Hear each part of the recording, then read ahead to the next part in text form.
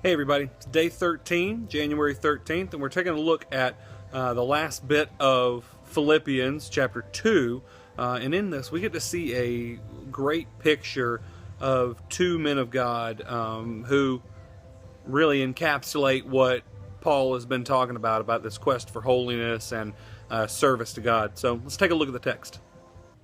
Hello.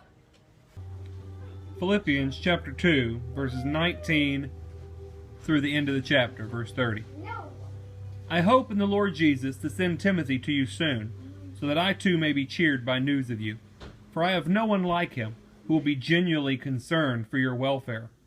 They all seek their own interests, not those of Jesus Christ. But you know Timothy's proven worth, how as a son with a father he has served me in the gospel. I hope therefore to send him just as soon as I see how it will go with me. And I trust in the Lord that I shortly, myself, will come also. I have thought it necessary to send you Epaphroditus, my brother and fellow worker and fellow soldier, and your messenger and minister to my need. For he has been longing for you all, and has been distressed because you heard that he was ill. Indeed he was ill, near to death, but God had mercy on him, and not only on him, but on me also, lest I should have sorrow upon sorrow. I am the more eager to send him, therefore, that you may rejoice at seeing him again, and that I may be less anxious. So receive him in the Lord with all joy, and honor such men, for he nearly died for the work of Christ, risking his life to complete what was lacking in your service to me.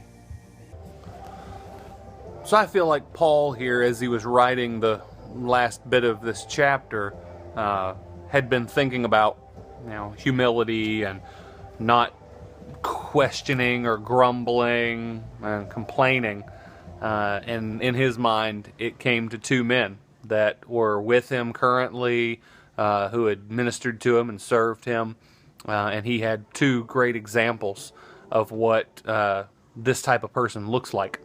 And so he commends them to the Philippians, not only saying these are two men to imitate, but also saying I'm hoping to send them back to you so they can continue ministry once they're done with their ministry to me. He talks about Timothy, who was there in Philippians whenever Paul came through with Silas, and we saw Lydia and the jailer and everyone saved. And so we see such a great example in Timothy that he was genuinely concerned for their welfare, that he cared more about the interests of Jesus than his own interests. And that, Paul really thought of him as a son, that he was kind of his spiritual father, and treated him that way. So it's a really good picture there, and should be an example to us as believers as what our responsibility should be as far as holiness and our dedication to the gospel. That he said that was his first concern. His first concern was their welfare, not his own. And then this guy Epaphroditus, he nearly died. He was continuing on in his ministry so much that his own physical welfare came into question. And there at Philippians, they were concerned for him because they heard that he got ill. They heard that he was sick, probably as he was carrying money from them, money and funds and some gifts to him, to Paul, when he was in prison. And so he had made it. God had been gracious to him and allowed him to survive and make it this far. And Paul says, I want to send him back to you so that you can see that he's well and see that he's healthy and rejoice in the Lord. And so we see that this is what we would want to aspire to as far as our faith, is that we want to be those that are capable of such work in the gospel, and we want to continue in our ministry to get God glory instead of ourselves glory. Thanks for listening. You can follow me on Twitter at Engaging Culture.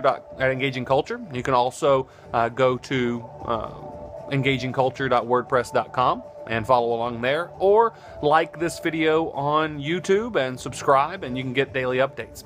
Thanks. Hope you have a great night. God bless.